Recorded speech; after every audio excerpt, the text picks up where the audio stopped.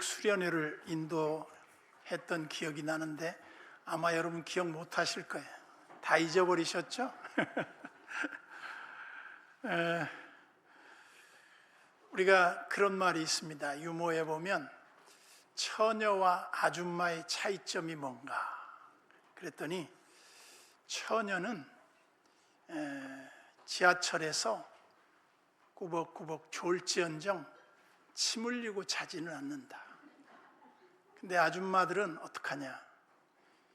지하철에 자리가 비면 가방을 탁 던지고 달려가서 앉는다는 거예요.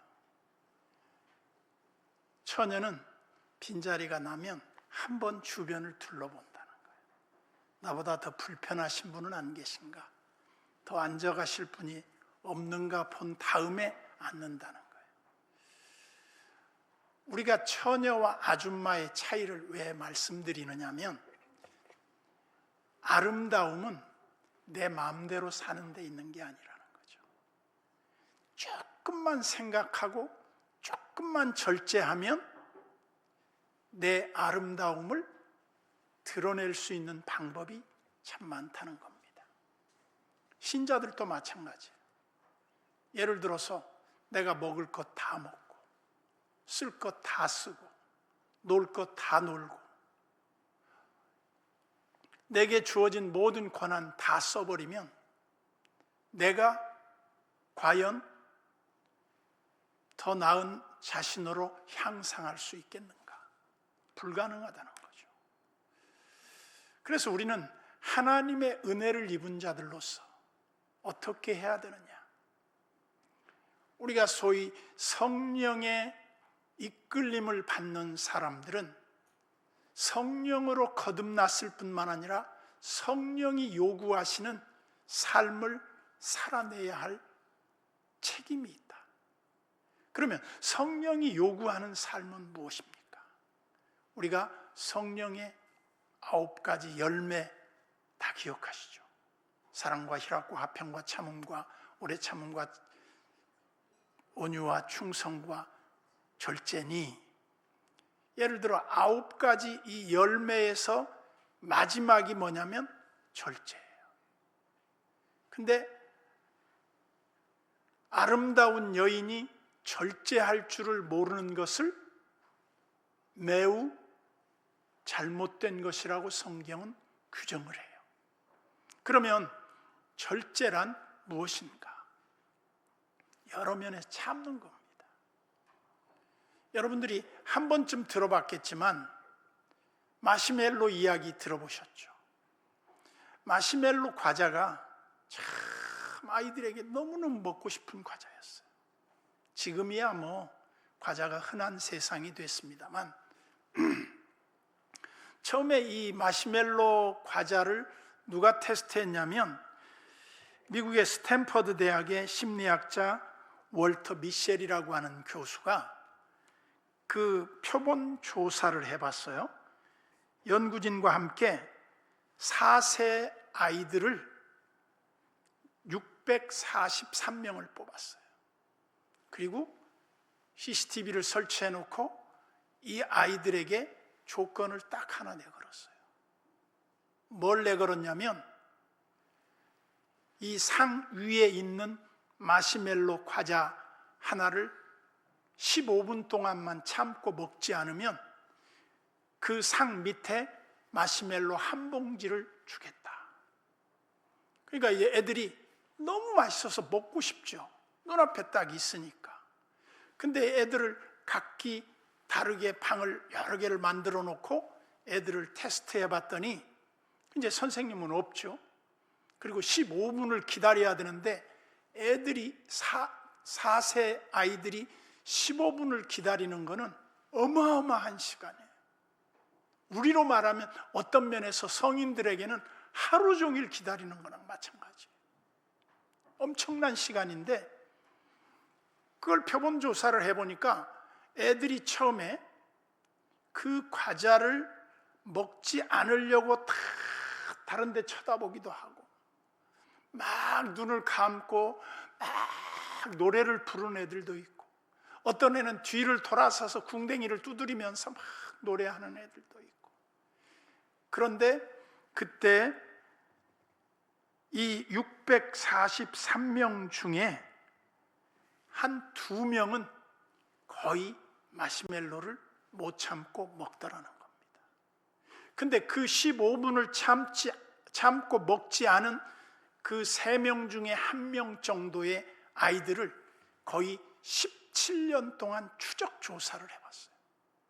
얘들이 대학생이 됐을 때 얘들이 어떤 삶을 살고 있을까 봤더니 놀랍게도 이 절제하는 삶을 살았던 애들은 일반적인 애들보다 훨씬 더 성공 확률이 높더라는 겁니다.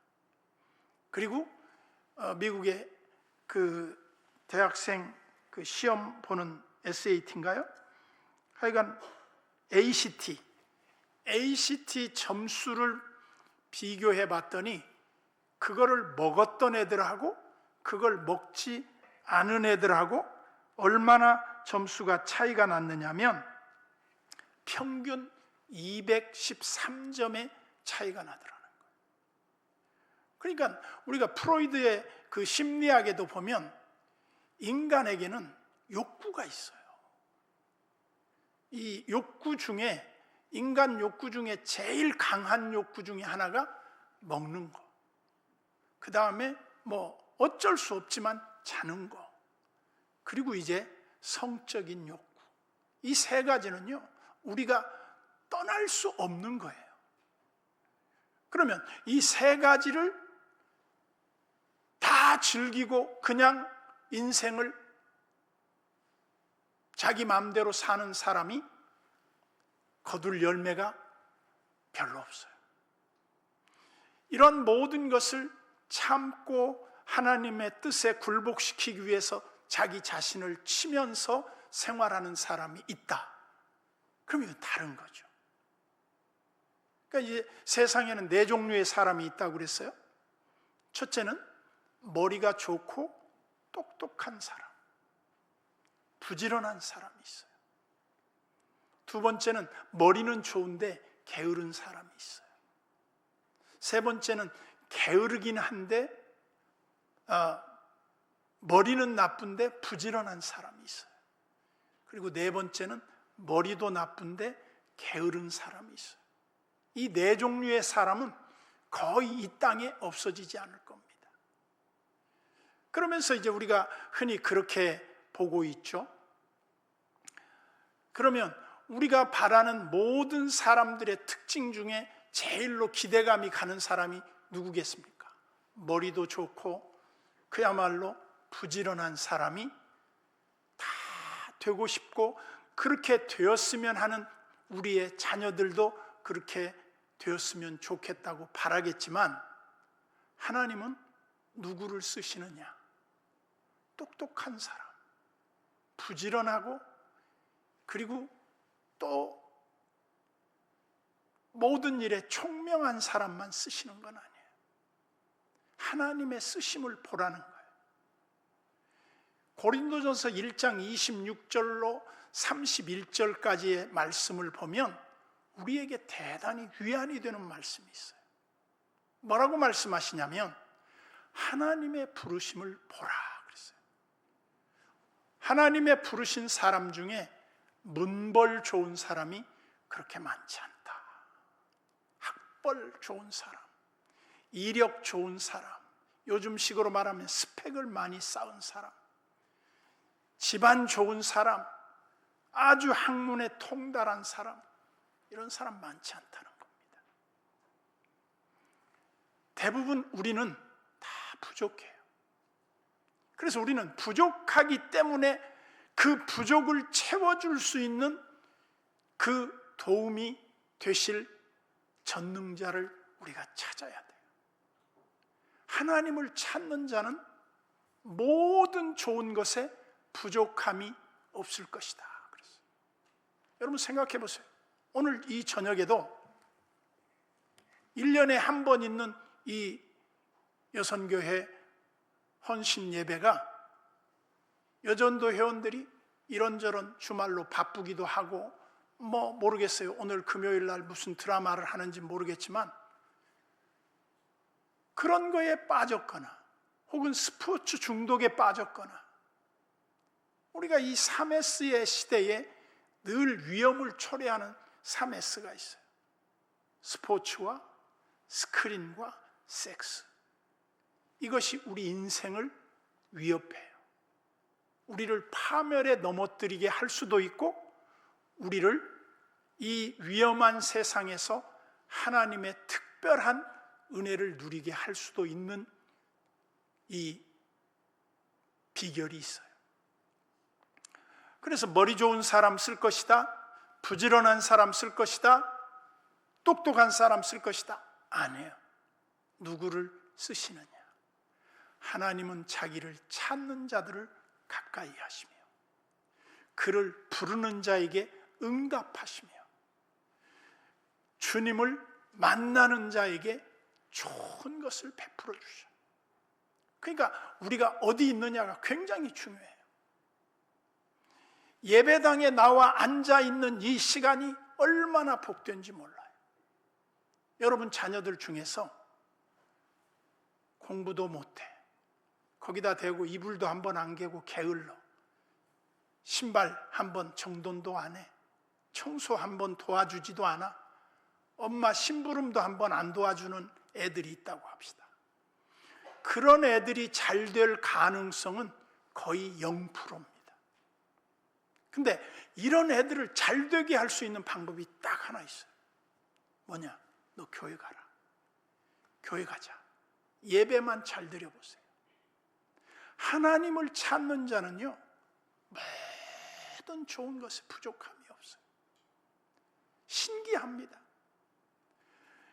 우리가 흔히 초등학교, 중학교, 고등학교 다닐 때 보면 우리 친구들 공부 잘한 애들도 있고 못한 애들도 있어요. 근데 공부 못한 애들이 사회에서 보면 성공한 애들이 많아요. 근데 그런 사람들이 누군가 보세요. 그러면 그런 애들은 특별히 하나님을 잘 믿는 자들이에요. 우리가 하나님을 잘 믿는다고 하는 게 뭐냐? 내 삶을 하나님의 기준에 맞춰서 살려고 노력하는 삶이라고 볼 수 있어요. 제가 이게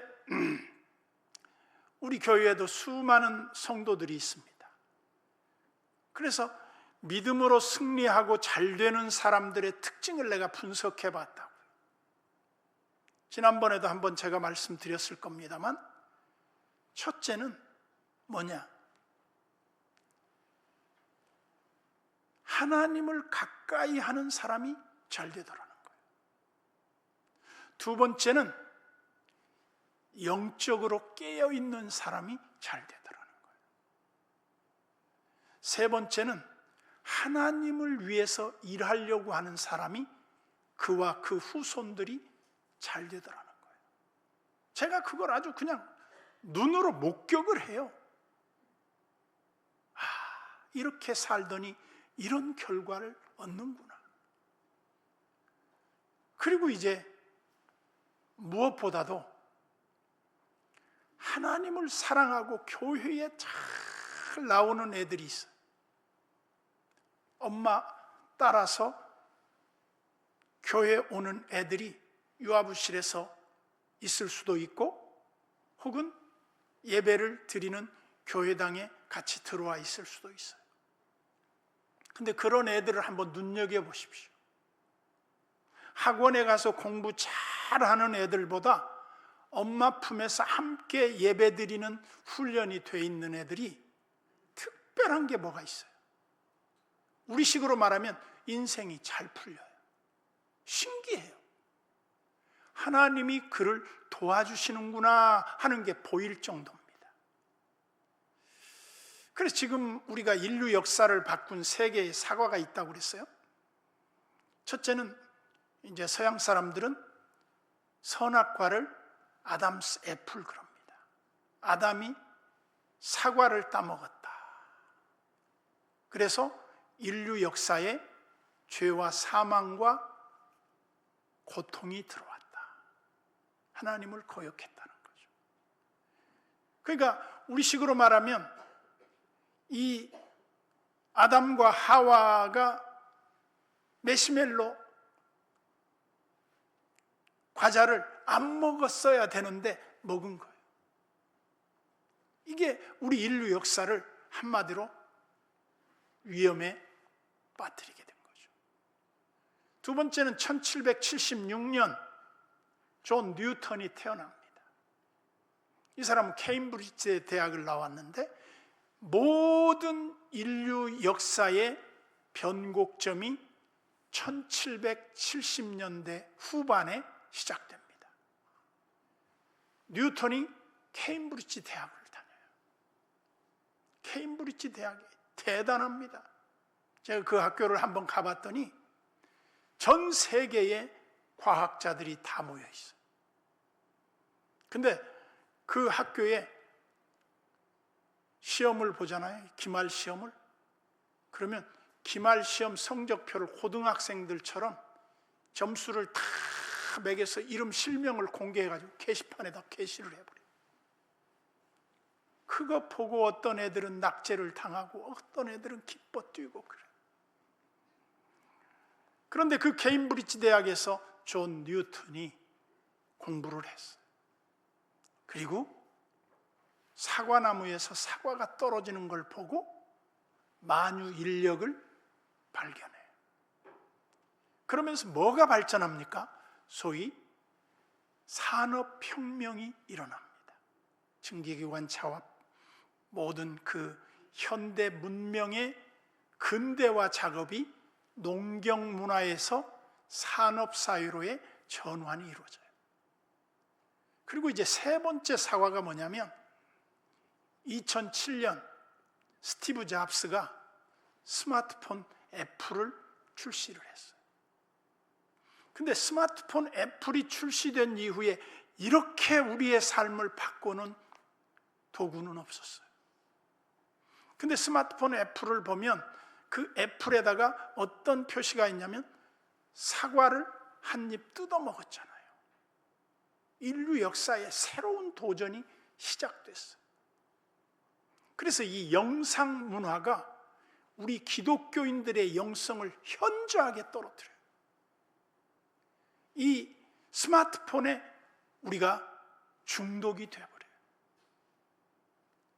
여러분 요즘은 심심할 일이 없어요. 왜냐? 릴스나 쇼츠 같은 거를 보면 그냥 알고리즘이 다 내 취향대로 다 갖다 줘. 그래서 눈을 못 떼게 만들어요. 이게 뭐 하게 되는 거예요? 기도 못 하게 돼요. 관심을 세상 것에 기울이게 해요. 그 다음에 영적인 깊이를 못 들어가게 해요. 우리의 관심을 하늘에 두지 않고 세상에 두게 해요. 그리고 스마트폰을 제일 많이 보는 사람이 누구냐 물어봤더니 놀랍게도 60대, 70대가 제일 많이 본대요. 몇 시간씩 본다는 거예요. 옛날에 그분들이 뭐 했어요? 성경 보고 기도하던 분들이 엄청난 위기가 온 거예요. 여러분 생각해 보세요. 테레사 수녀라고 하는 인도 캘커타 지역의 그 빈민촌에 한 여인이 헌신을 합니다. 그리고 그 여인은 그 빈민 구제 사역을 위해서 일생을 헌신을 해요. 근데 그 여인이 어떻게 기도합니까? 주로 그 여인은 기도의 여인으로 알려져 있어요. 근데 사람들이 물었어요. 테레사 수녀님은 기도를 많이 하시는 것 같은데 주로 뭘 기도하십니까? 그러니까 그가 이렇게 답했어요. 나는 뭘 기도하는 게 아니라 하나님이 말씀하시는 것을 들으려고 해요. 아, 그래요? 그러면 하나님은 주로 무슨 말씀을 하세요? 그러니까 하나님도 물론 제 기도를 들으시려고 하시죠. 아니, 수녀님도 듣고 하나님도 듣고 어떻게 그렇게 되죠? 잘 들으려고 하면 들립니다. 하나님이 내게 무엇을 말씀하시는지 들린다는 거예요. 그런데 이 소위 인류 역사를 바꾼 세계의 사과 중에서도 가장 치명적인 사과가 무슨 사과냐? 스티브 잡스의 스마트폰 애플의 사과가 가장 우리들에게 독이 든 사과가 됐다. 왜? 현대 문명의 이기가 하나님과의 관계를 멀어지게 만들었어요. 하나님의 관심을 아주 소원하게 만들어버렸어요. 그러면서 특별히 2019년 중국 우한에서 시작한 이 코로나19가 인류 역사를 또 바꿔놨어요. 그래서 우리는 스마트폰 이후, 코로나 이후를 사는 그리스도인들이 가장 위험한 시대를 살고 있다. 그 중에서도 우리 그리스도인들이 정말 이 독이 든 사과를 먹고 자기가 죽어가는 줄도 모르고 사는 교인들이 너무 많아졌다. 예전에는요, 성도들이 시간을 내서 헌신합니다. 물질을 들여 헌신합니다. 몸으로 헌신합니다. 교회 굳은 일이 있으면 내가 가서 하려고 애를 씁니다. 그런데 요즘은 어떡합니까? 변했어요. 달라졌어요. 그래서 내가 어떻게 하면 하나님을 잘 섬길 것인가에 대한 자기 절제가 필요해요. 제가 이제 개인적으로 가끔 이런 생각을 합니다. 제 지갑이 굉장히 낡았는데 저는 이 지갑이 두 갈래로 나눠져 있어요. 여기는 11조가 들어가는 그 주머니예요. 여기는 그냥 일반 수입을 넣는 주머니예요. 그러면 제가 딱 들어오면 11조를 먼저 떼서 이쪽에다 넣습니다. 왜? 나도 모르는 사이에 하나님의 것을 도둑질할 수가 있어. 내가 의도적이진 않지만 하나님의 물질을 내가 소홀할 수 있어요. 근데 말라기 선지자는 뭐라고 말해요? 너희가 어찌하여 내 집에서 도적질하느냐? 우리가 언제 도적질했습니까? 너희들이 온전한 11조를 하지 않는 것이 바로 도적질이다. 그 말을 듣고 제가 충격을 받았어요. 나도 혹시 온전하게 11조를 못할 수도 있겠다. 왜? 사례금이나 정상적인 어떤 게 들어왔을 때 떼는 건 쉬워요. 근데 부수입이나 온라인으로 들어온 건 깜빡 잃어버릴 수 있어요. 예를 들어 요즘 내 생일이 당했어. 근데 요즘은 참 신기해. 나도 모르는 생일을 카톡이 다 알려줘. 오늘 생일 당한 친구 쫙 떠. 그러면 어떤 친구들은 생일 축하합니다 그러고 케이크를 보낸 친구, 혹은 카카오페이로 축의금을 보내는 친구도 있어요. 이런 건 우리가 11조 하기 잘 몰라요. 잊어버려요. 근데 이제 우리가 일상생활에 살다 보면 소위 말해서 우리 한국만큼 눈먼 돈이 많은 나라가 없어요. 그리고 눈먼 돈이 들어와요. 저한테도. 들어오면 어때요? 11조 떼고 주머니에다 넣어요. 그런데 어느 날 내가 잘못해가지고 11조 들어가는 데다가 내 돈을 넣었어. 그리고 11조 떼는 돈을 내 지갑에다가 넣었어. 그래서 이제 아이고 이거 잘못됐네 바꾸려고 하니까 하나님이 어떤 마음을 주냐면 이런 마음을 주더라고. 야, 낙장 불입이다. 뭘 그걸 떼내냐. 하나님 앞에 즐겨내는 자를 하나님은 사랑해. 그런 마음을 저에게 주시는 거예요. 그렇습니다. 좋습니다. 하나님 이거 다 드리겠습니다. 내가 손해난 것 같잖아요. 근데 신앙을 한번 테스트해 보세요. 내가 하나님 앞에 즐겨낼 때 하나님은 나를 어떻게 챙겨주시고 어떻게 역사하시는지 살아계신 하나님을 체험해보라 이 말이에요. 제가 신비한 경험을 너무 많이 했습니다. 예를 들면 얼마 전에 파키스탄에 우리 선교팀들하고 단기 선교를 갔어요. 파키스탄에 딱 내리니까 총 들고 서 있는 애들이 많아. 군인들이 살벌해. 근데 군인들이 총은 들고 있긴 한데 군인 같지는 않아. 별로 긴장감이 없어.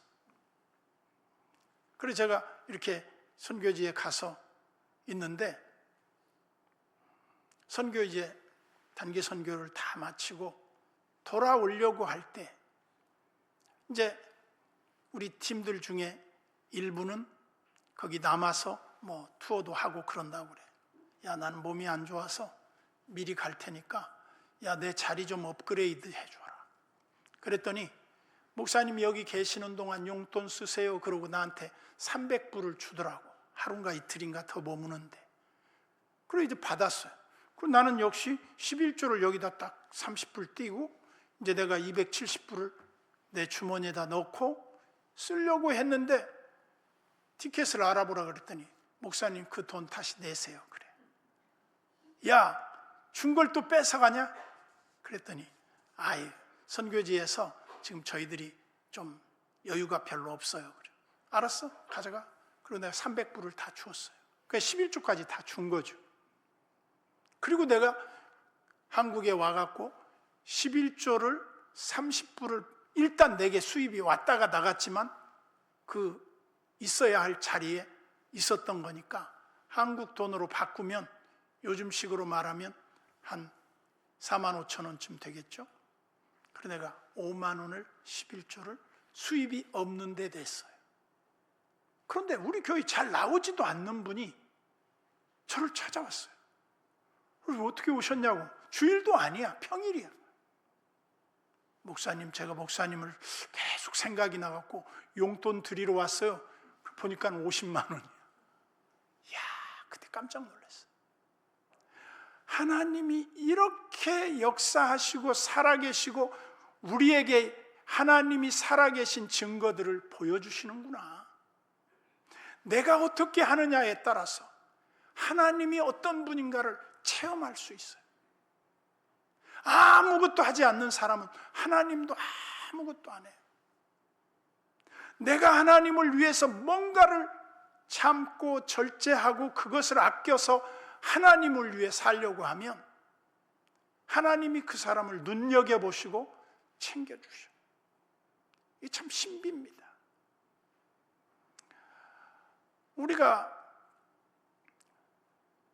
제가 요즘 새벽 기도에 사무엘서를 지금 강해를 하고 있는데 저는 하루에 한 장씩 읽어요.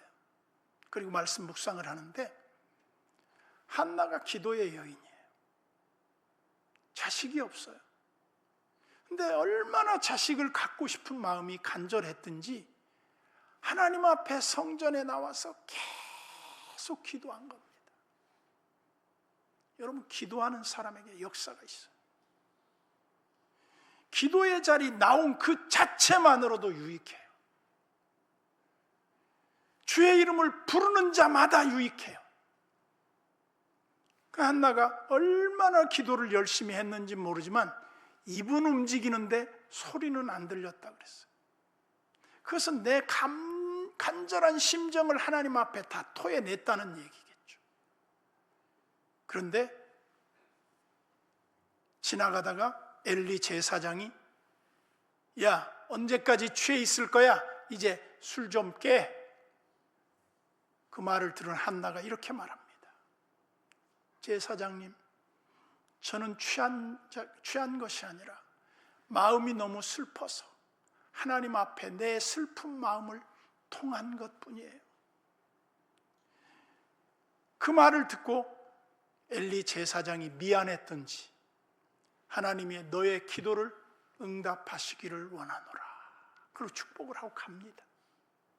그리고 집에 와서 남편과 동침을 했는데 아이를 낳아요. 그 아이가 유명한 사무엘이에요. 사무엘을 낳았는데 그 사무엘을 어떡합니까? 한나가 이렇게 평소에 기도했어요.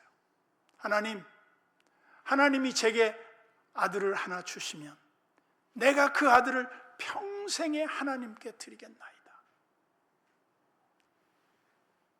잊지 않았어요. 그래서 그 아이를 낳았는데 이 아이는 내 아이가 아니야.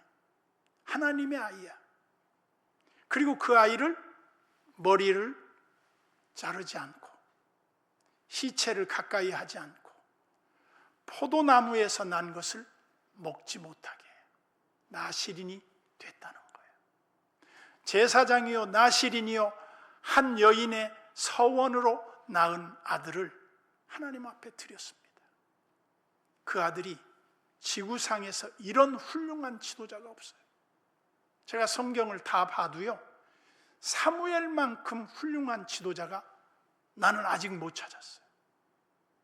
다윗도 모세도 사무엘만큼 훌륭한 지도력이 있는 사람은 없어요. 근데 그가 그렇게 훌륭한 지도자가 됐던 비결이 어디 있느냐?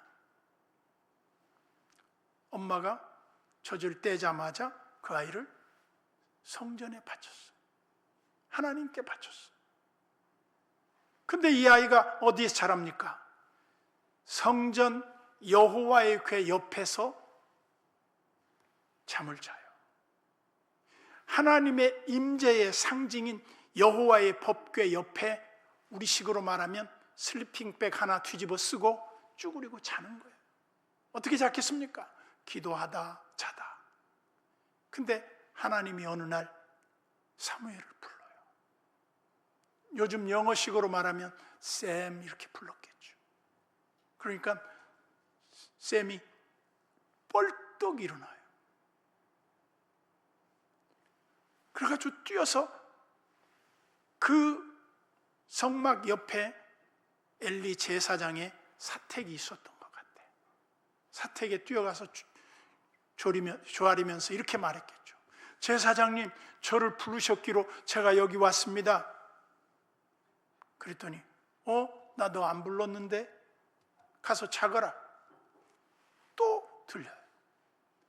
또 들려. 3번이나 들려요. 그런데 왜 하나님은 제사장에게 말씀하지 아니하시고 어린 아기에게 말씀하실까? 하나님은요, 어떤 직책이 중요한 게 아니에요. 나이가 중요한 게 아니에요. 온전히 하나님 앞에 그 마음을 드리려고 하는 그런 사람을 좋아해요. 저는 여전도 회원들이 정말 중요하다고 봐요. 어머니가 잘 되면요, 신앙이 깨어 있으면 자식들 걱정할 거 없습니다. 저는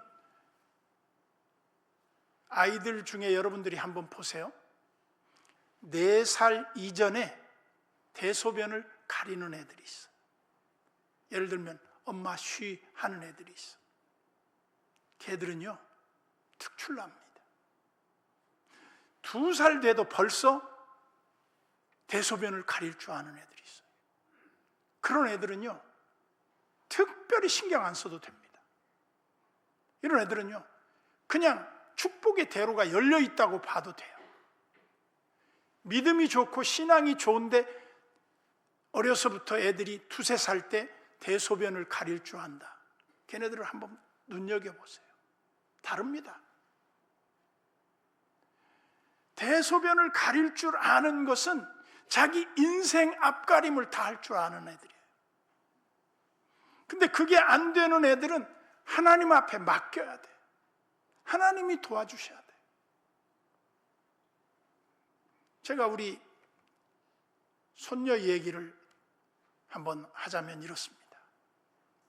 우리 애가 난임이야. 임신이 잘 안 돼. 그래서 내가 하나님 앞에 기도를 했어요. 하나님, 제가 애 하나밖에 없는데 애 하나 선물로 주세요. 그랬더니 얼마 있다가 애가 생겼어. 너무 감사했죠.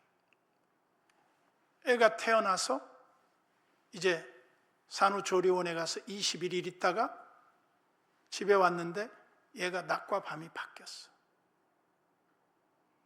그래서 얘가 낮에는 자고 밤에는 잠을 안 자고 엄마를 힘들게 하는 거예요. 얼마나 힘들겠습니까? 엄마가 졸립고. 그래서 내가, 여러분, 목사 딸이 믿음이 없습니다. 별로. 교회에 떠드네 그러면 목사 딸, 장난치는 애 목사님 딸, 그리고 같이 동조하는 애 장로님 아들. 대부분 이렇게 돼 있어요. 교회. 왜? 교회가 익숙하니까. 그게 문화고 지네 집이고 그게 놀이터니까. 그런데 이 애가 낮과 밤이 바뀌었다고 엄마가 힘들어하는데 내가 그랬어요. 내가 이 아이를 위해 기도하겠다. 그러니까 우리 애가 믿음이 없잖아. 그러니까 이러는 거야. 아빠, 기도한다고 될 게 있고 안 될 게 있지 뭐 그런 게 되나? 그래. 된다. 그리고 이제 제가 새벽에 기도를 간절히 하고 저녁에 애기 있는 집에 갔어. 가가지고 애를 이제 한 8시쯤 됐는데 내가 딱 안고, 이제 22일째 되는 애 아닙니까? 한 22, 3일. 며칠 울었으니까 한 24, 5일 됐는지 모르겠어. 그 말을 듣고 제가 가서 기도하고 아이를 안고 애기 방에 가서 요람에다 뉘고 내가 24일 된 애기한테 이렇게 말을 했어요. 아이 이름을 부르면서 넌 지금 잘못하고 있어. 네가 낮에 놀고 밤에 자야 되는데 네가 지금 거꾸로 하니까 엄마가 너무 힘들어.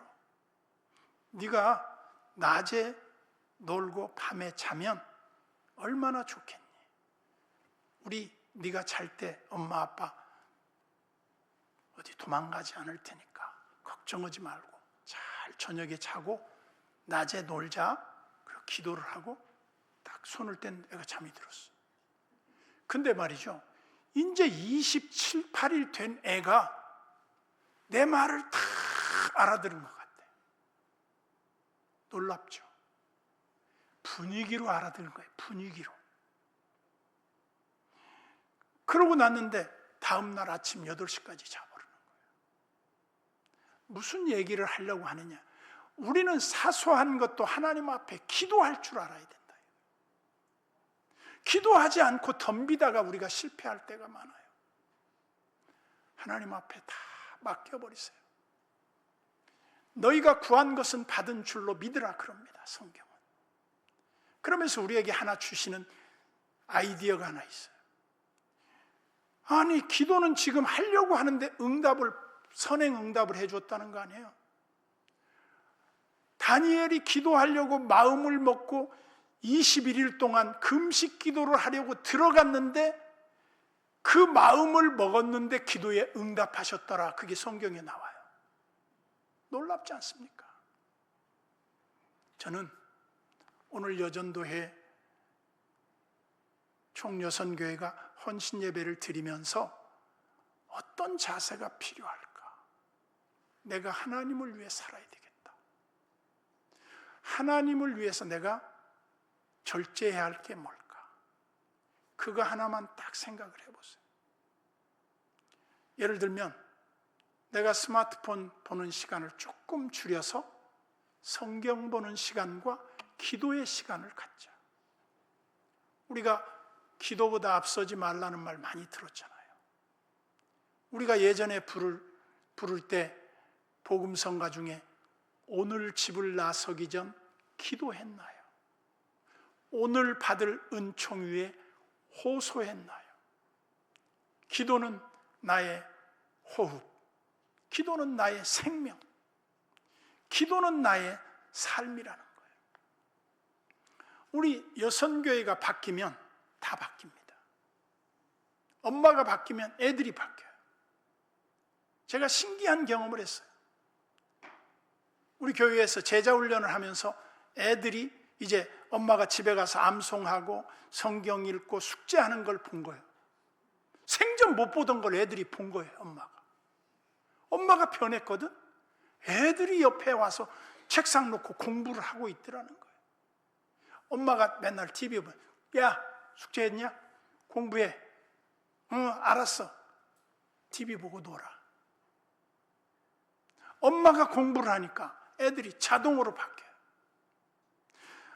우리가 흔히 그런 말을 합니다. 안방이 성령이 충만하면 바깥방은 자동으로 충만하다. 엄마들이 변하면 다 변해요. 저는 우리 교회에서 그런 말을 했어요. 엄마를 보면 그 집안이 보인다. 여전도회를 보면 그 교회가 보여요. 엄마가 잘못 나가는 집안은 끝난 거예요. 근데 엄마가 믿음으로 살고 엄마가 본이 되고 엄마가 노력하는 사람이라고 하면 그 집은 자녀들이 걱정할 필요 없다.